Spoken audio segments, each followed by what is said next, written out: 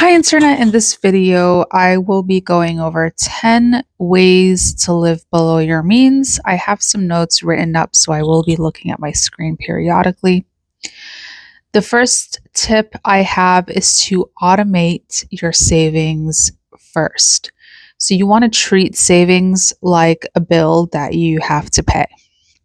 An example would be allocating $100 to $300 each payday before spending anything.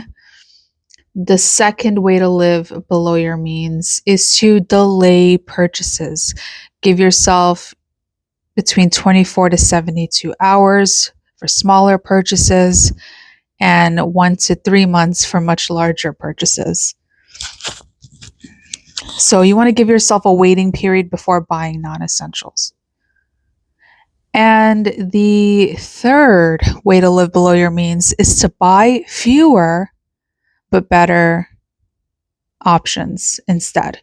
So, for example, focus on durable things instead of a bunch of cheap stuff. Like that could be applied to so many things. That could be applied to clothing, shoes, accessories. For example, one good pair of sneakers instead of three low quality pairs of sneakers. And a fourth way to live below your means is to cook at home more often.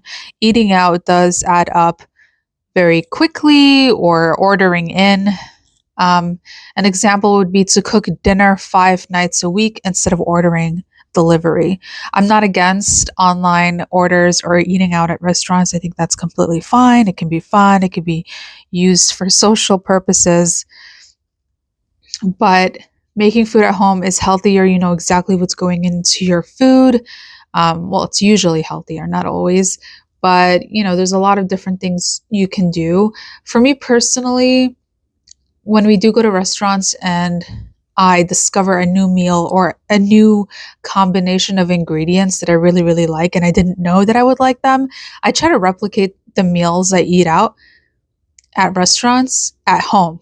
So, yeah, I use eating out as inspiration. So, the fifth way to live below your means is to use what you already own. So, you want to finish products before replacing them. This is partly why I'm doing a project pan this year and trying to use up the things that I have before adding to my collection. Fragrance is a big one for me.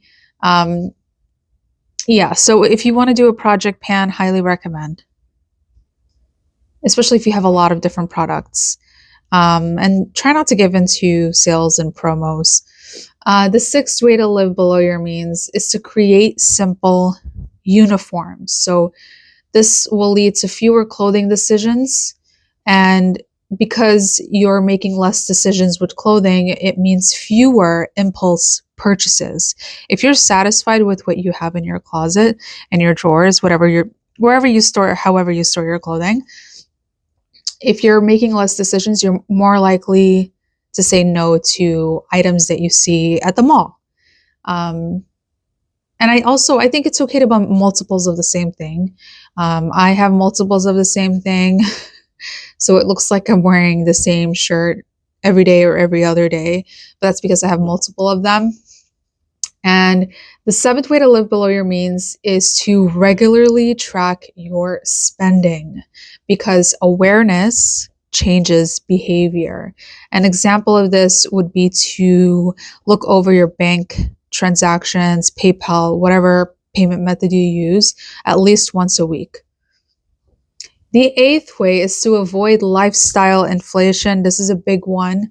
When income increases, try to keep expenses the same or as much as possible. It is normal to upgrade things that we enjoy in life. Like, for example, if you want to go from domestic travel to international travel, I think that's fine. There's nothing wrong with upgrading certain experiences or hobbies, things like that.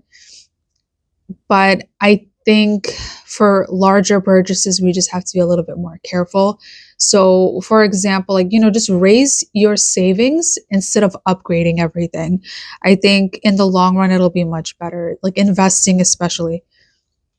The ninth way to live below your means is to choose free or low cost entertainment. Fun does not have to be expensive. For me personally, I enjoy hiking and I enjoy gaming. I enjoy reading and writing sometimes. Um, going for long walks, like, I think I already mentioned hiking. And the 10th way to live below your means is to define what enough is for you. What is enough? Decide what level of comfort actually satisfies you. For example, I only need X amount of clothes, X amount of beauty products, X amount of subscriptions. And before I end this video, I just want to say that living below your means is not deprivation. It's about creating financial breathing room and long-term stability. I've been having a lot of fun making these kinds of videos. Let me know in the comments what you think. Is there anything you do to live below your means? Was this video helpful? And I'll see you guys on the next one.